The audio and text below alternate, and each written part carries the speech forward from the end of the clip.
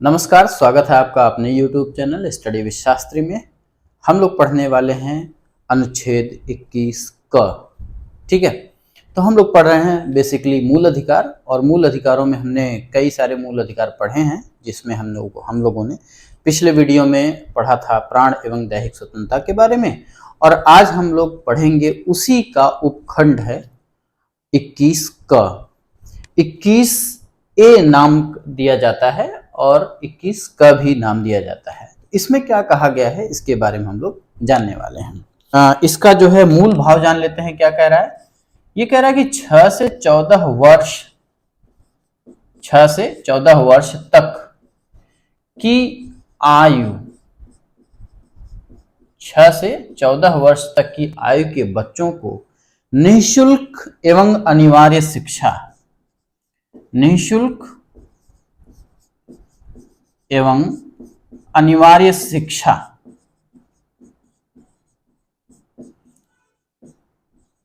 का प्रावधान होगा। अब ये जो निःशुल्क शिक्षा है और अनिवार्य शिक्षा है, 6 से 14 वर्ष तक ही है। निःशुल्क शिक्षा एवं अनिवार्य शिक्षा मतलब ये कंपलसरी है कि 14 वर्ष तक की आयु के बच्चों को शिक्षा दिया जाए। ये गवर्नमेंट की जिम्मेदारी है। गवर्नमेंट का ये कानूनी जिम्मेदारी है कि 14 वर्ष तक की आयु के बच्चों को निःशुल्क एवं अनिवार्य कंपलसरी तौर पर उन्हें शिक्षित करे। ठीक है, बस इतनी सी बात है। 21 ए, अब ये 21 ए जो है 21 में जोड़ा गया है। अब आप सोच रहे होंगे कि यह मूल संविधान में नहीं था। वास्तव में यह मूल संविधान में नहीं था। यह जोड़ा गया सन 2002 में। कब जोड़ा गया? 2002 में जोड़ा गया, संविधान में जोड़ा गया। संशोधन कौन सा था? 86वां संविधान संशोधन करके।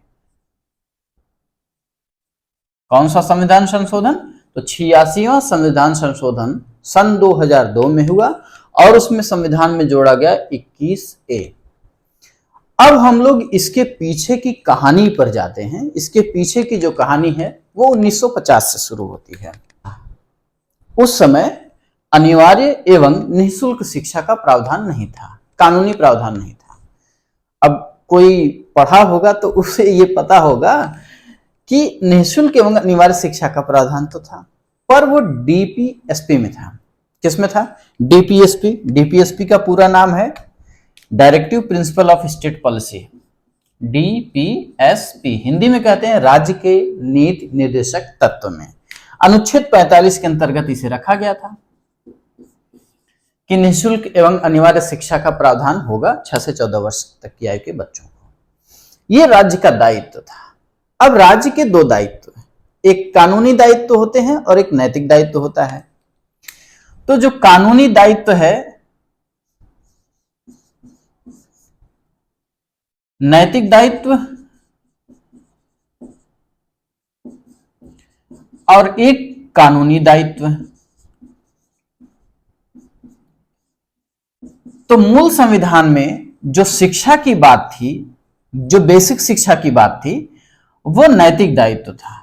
राज्य दे या न दे, जब उसे लगेगा कि मेरी क्षमता हो चुकी है देने लायक तो देगा, अन्यथा वह पेंडिंग रखा रहेगा।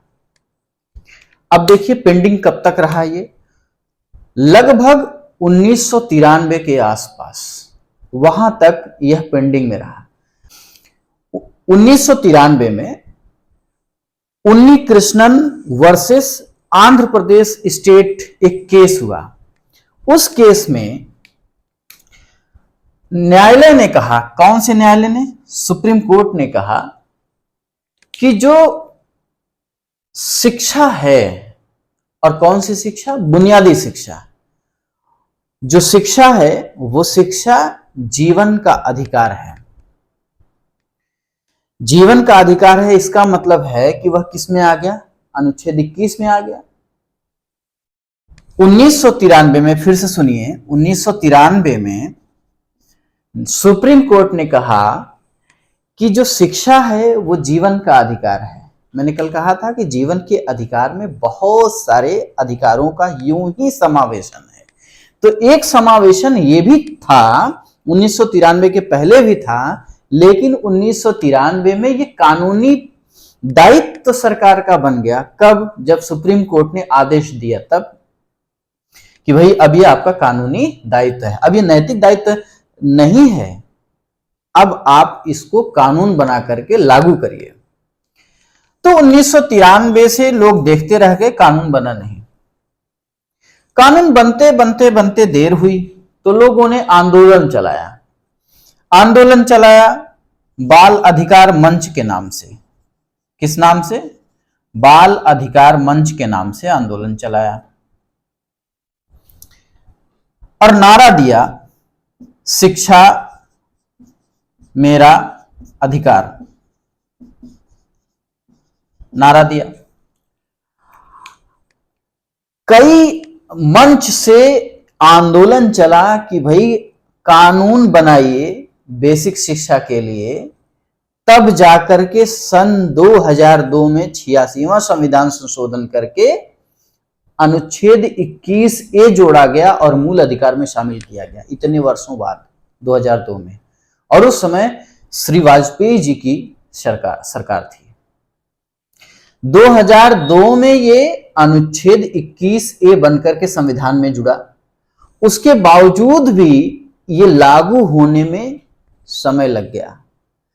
लागू होने में मतलब इसको और विधिवत तरीके से इसका नोटिफिकेशन तैयार करने में, अधिसूचना तैयार करने में समय लग गया और वो समय आते आते 2009 हो गया। तो 2009 में एक एक्ट आता है जिसका नाम होता है RTE एक्ट। कब? 2009 में। इसका पूरा नाम है right to education, right to education, शिक्षा का अधिकार अधिनियम 2009।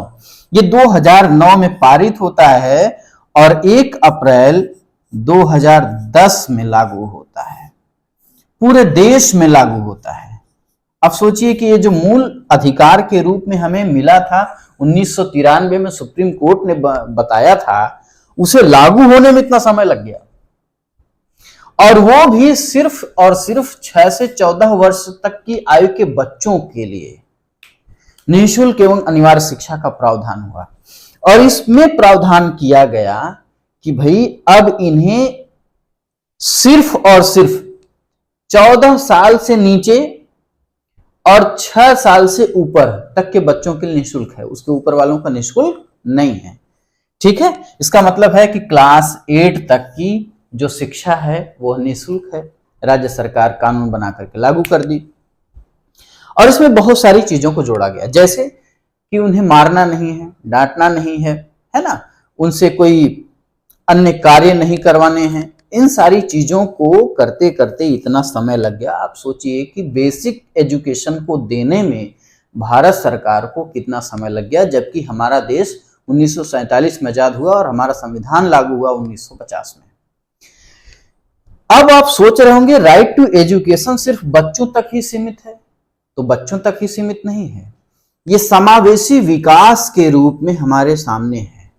जो प्राथमिक विद्यालय में बच्चों को शिक्षा दी जाती है और इसी के तहत प्राइवेट स्कूलों में भी 25% सीटें जो है गरीब बच्चों के लिए आरक्षित की गई, ताकि वह भी निःशुल्क एवं अनिवार्य शिक्षा पा सकें। कहां पर? प्राइवेट में भी।